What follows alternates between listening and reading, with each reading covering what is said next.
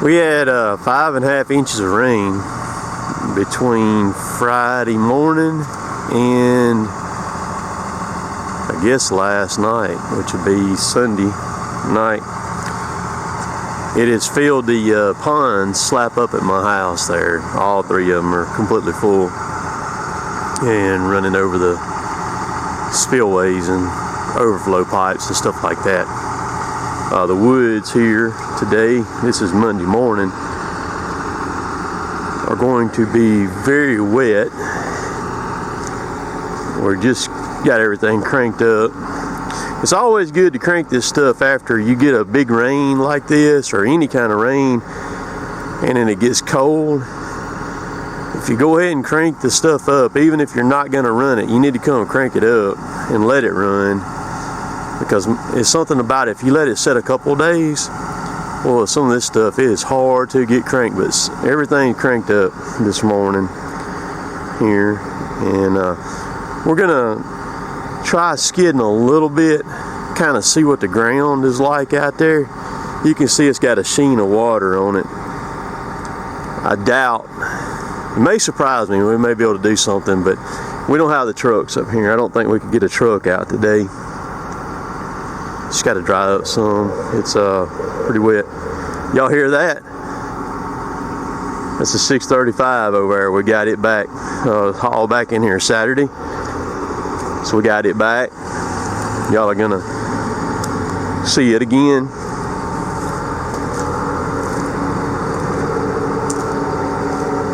So that'll be a good thing. Chad's got it running over there. You can see it over there moving around. I wish we would have had it out here when Dalton was out here. He really wanted to see it. It was ready, but we wasn't going to haul it because we needed Dad, and we knew it was going to rain Friday, and we needed Dad in the truck. So we just opted to leave it set and run the 630 instead. So Dalton didn't get to see the 635 in person. I kind of hate that. If you want to know about Dalton, he's a young man with leukemia that came out and spent the day with him. You can go back and look at a few videos back and look at Dalton's video, and you can kind of see that whole deal. So you can see we got 3 skidders in here. We got the 630, 748, and the 635. But we just, Chad's the only skidder man we got. I can already tell by his tires it is going to be bad.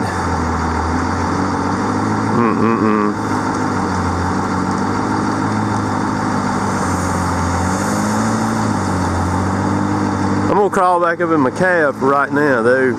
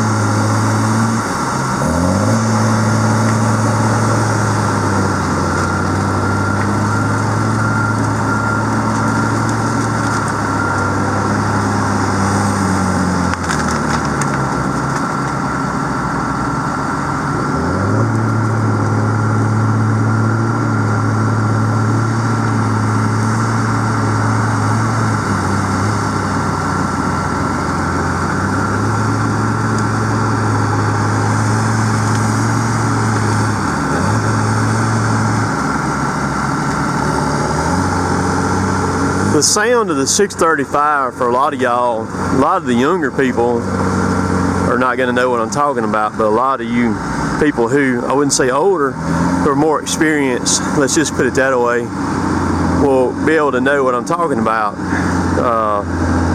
The sound of that machine kind of reminds me a little bit of the way the old Detroit sounded. You know, Detroit and a lot of these machines back in the day was a go-to engine because they were kind of the first ones on the block, you know, and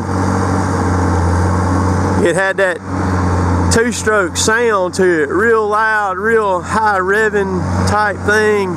lot of noise. We had several machines back in the day that had it. We had a 550 Timberjack cable skidder that had a V6 Detroit in it.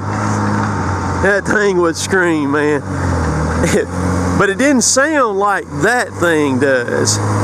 That thing right there is just a deep, guttural growl. Like, get out of my way. I'm fixing to pull some wood, baby. Let's go. No, Detroit sound like it's gonna blow up all the time. It is trying to rain right freaking now. What the heck, man?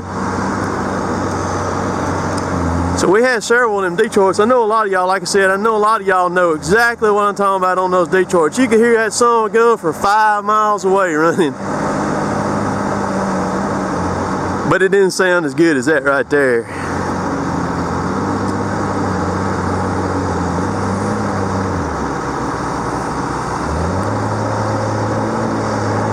If they made Viagra or Cialis in a sound, it would be that right there. Let me get up this cab before I freeze. So the start of this video was on Monday morning, and today is Wednesday. I'm trying to get this grader to crank right here. I'm letting the battery kind of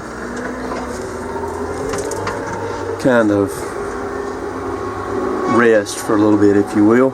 Alright, here we go. I think she'll crank this time here.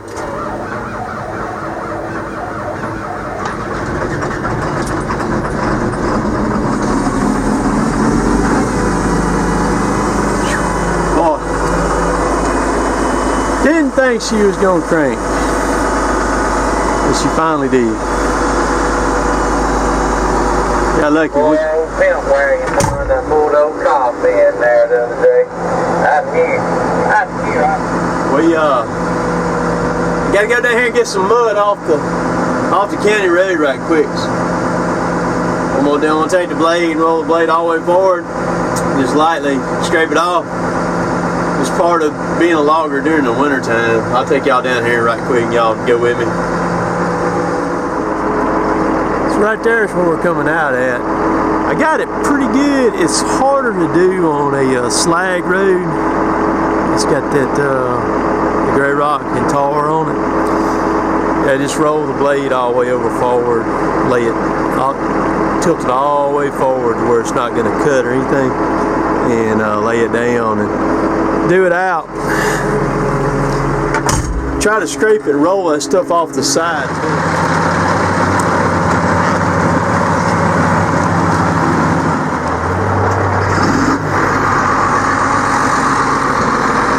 Drag him up in the road right quick.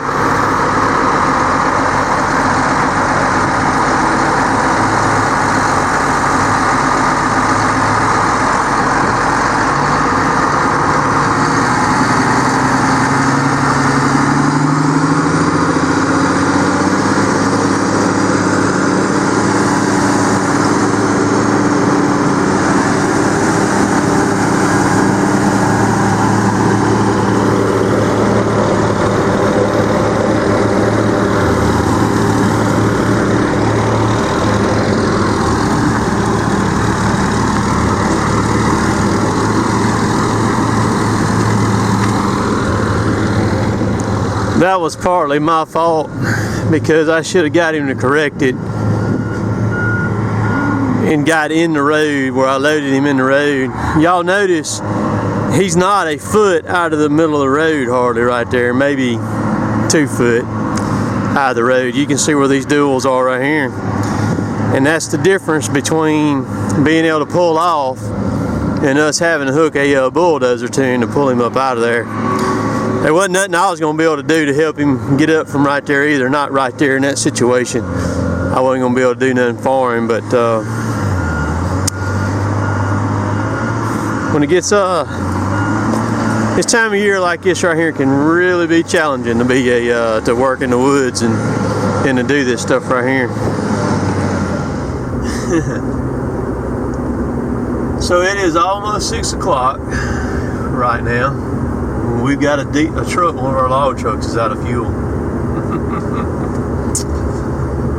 Kevin and Derek are already there. They called me, and I was coming out of the chiropractor this evening, and I couldn't take the call right then. So Kevin called me. So I didn't have much fuel in my tank in my truck, because I'm the only one who carries clear fuel in my truck. And so I left the chiropractor and ran by the shop real quick and probably put about 30 gallons in my big tank. So I'm headed up here to meet them, and this truck's in the middle of the highway up here too, from what I understand. And so I'm gonna take y'all along. It's sometimes these things sometimes being a logger is tough, and this is gonna be one of them, because the truck's in the highway, I think, and of course it's dark and out of fuel, so we got to get it cranked and all that. So this might be interesting. I'm gonna film what I can film. I'm not gonna jeopardize me or anybody else in the making of this video before we don't get killed by somebody coming through. So I'll do what I can do, and maybe I can get y'all some footage here right quick.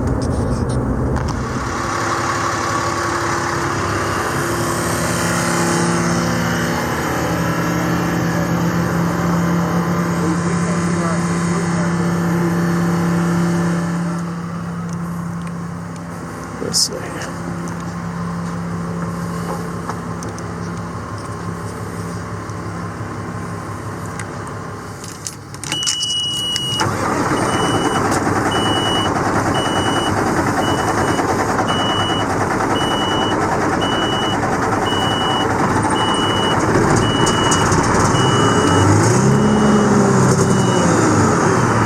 Come on, baby.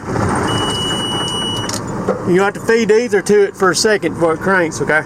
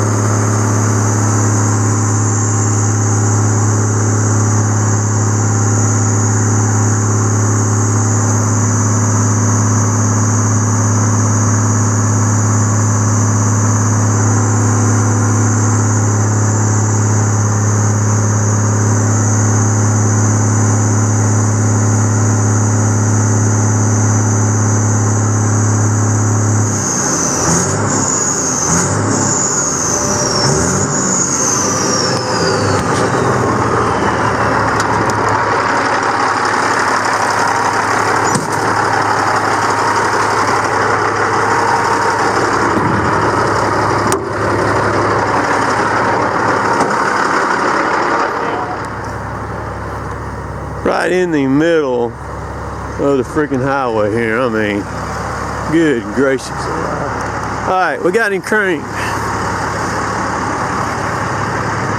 Let's go to That's how you crank a truck on ether and run it on ether for a little bit. And that's what you got to do, man. In the middle of the highway, like it right there. That's the quickest, easiest way to do it. Just shoot the ether to it, run it on the ether till it pulls up. I pumped the filter up, but still, it takes a little bit for it to pick on up and get on in everything it needs to. So we got her done here. Let's go to the house.